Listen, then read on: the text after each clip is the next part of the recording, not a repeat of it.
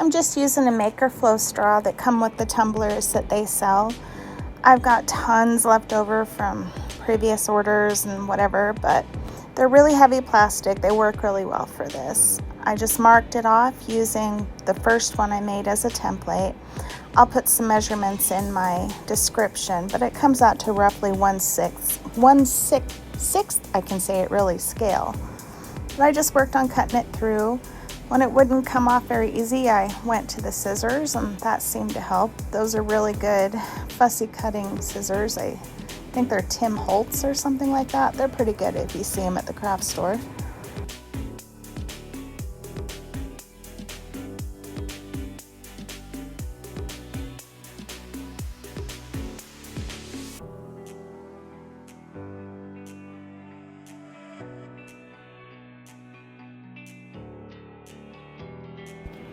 As you're doing this, be really careful.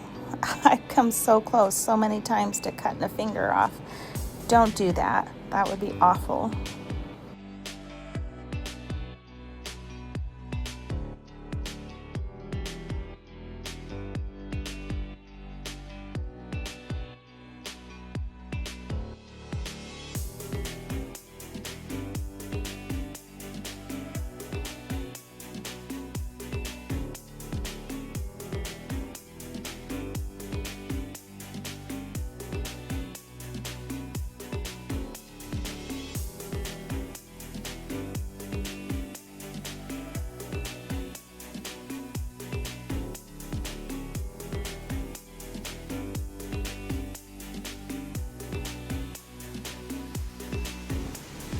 I was too lazy to go track down some sandpaper, so there goes my good nail file.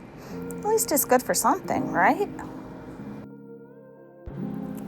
This is just some random UV gel that I got off of Amazon. I'm pretty sure any's going to work. I'm just mixing it around, making sure it's flat and it gets in that little hole. Then I will use the UV light and set it. I'm just putting this on backing from vinyl. It's that nice slick stuff that the vinyl is usually adhered to. It works well because the UV resin doesn't stick to it.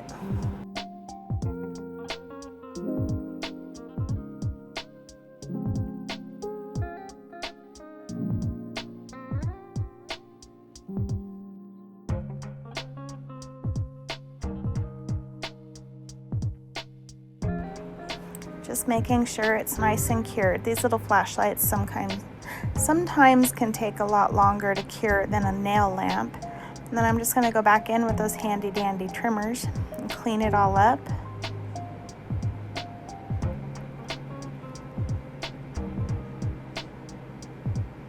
And sand it down with my nail file again just to make sure it's clean. If it looks too bad, you can hit it again with just a drop of the UV stuff and it'll make it look clear again.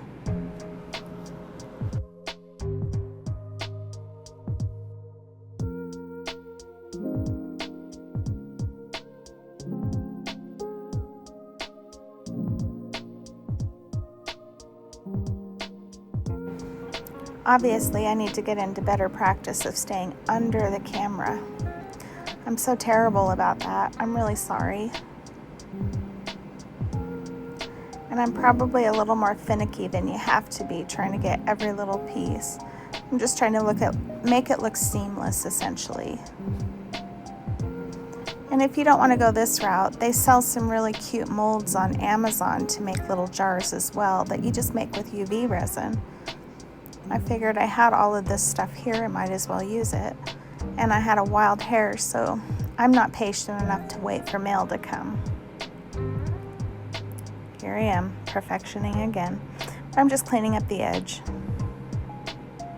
Again, don't cut yourself. Those blades are stinking sharp and I'm notorious for it.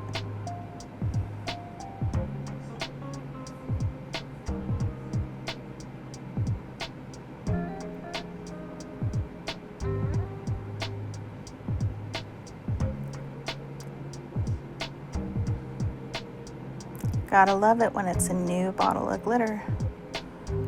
So I didn't have any of those cute little spoons I usually have for mixing and pouring. I just tried to scoop it in here and it took forever. My hope of doing this mess-free was definitely not achieved. By the time I was done with this, I wore most of it.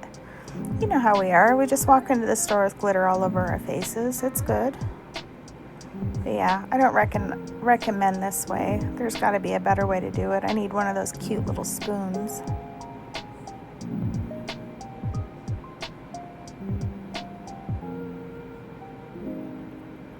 Can you hear the Jeopardy song playing in my head? Do, do, do, do, do, do, do.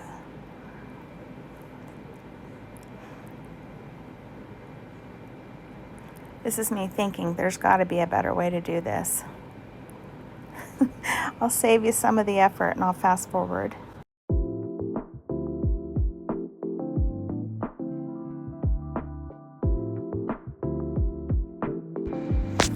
From here, I'm just doing a little bit more cleanup on it. And I'm going to go in on this little sheet again. Same one, it's just backing from some scrap vinyl. Same UV, I'm just going to fill up the top with a little bit to seal it all up. I think I end up going in twice to do this. And then just use your little UV light and, you know, harden it all up. I can speak really.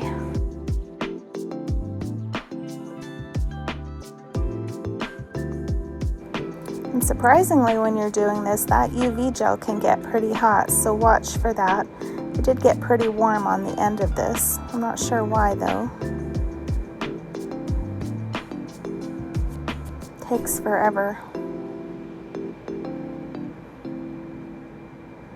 But just make sure it's nice and flat. Use more if you need it, and you can always sand it down. A little tiny bit goes a very long way. Do you ever wonder if you can get UV cancer from this? Sorry, just a random thought. I've had UV cancer on my nose, and that was no fun to have cut out. I hate my nose to this day. So, yeah, I think about it.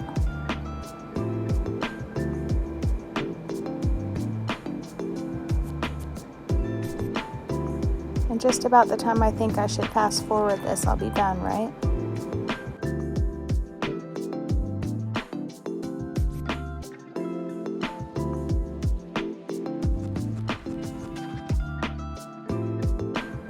In with some magically appearing vinyl here, just some scrap Cricut vinyl, nothing special. I'm just going to cut off a little tab to cover one end.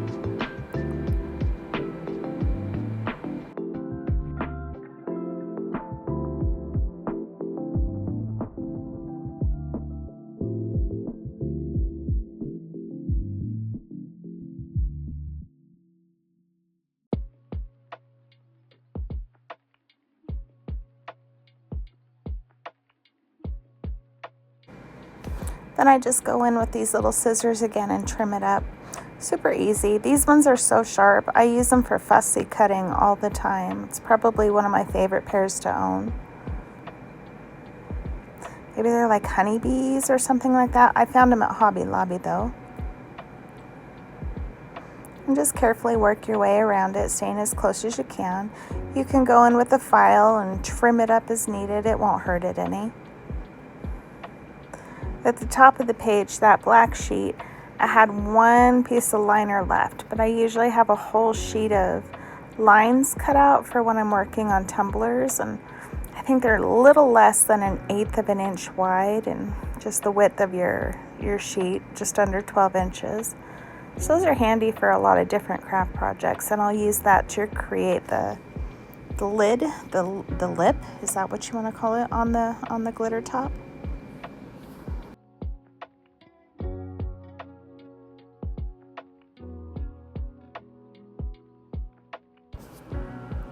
This is how I do my cups too. I am so slow. Drives people nuts, but I have to nitpick every little bit. So I can either fast forward that in these videos or keep it the same. You let me know. Look at this. I'm just going in and fixing it again. This voiceover's great. It's never good enough though, is it? Okay, so here's that last little strip.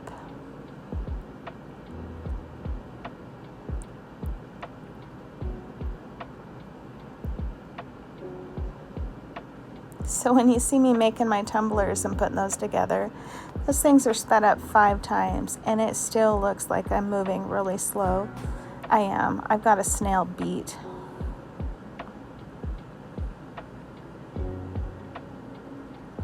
But I'll do 2 rows of this just to give it a little depth. I think when I made the first one, the little strip was just a little bit wider than this one. I could tell after I'd finished that the lid wasn't quite down as low. I might go back in and fix that later because it's going to drive me crazy.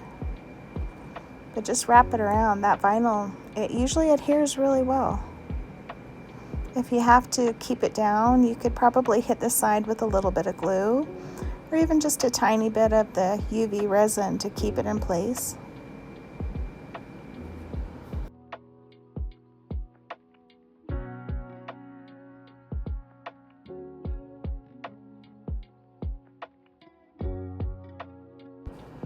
Here I could see just a little bit showing through in between the 2 lines and at the edge of where the lid is, so I just colored it in with a little Sharpie.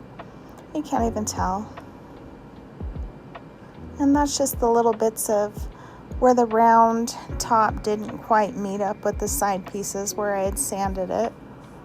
Oh, yeah, easy fix, nobody'll know. I had this one little piece, oh yeah, save your extra vinyl, because I'm so weird. But I had one little piece I kept fighting with that it came up, and eventually I just trimmed it off and it was perfect.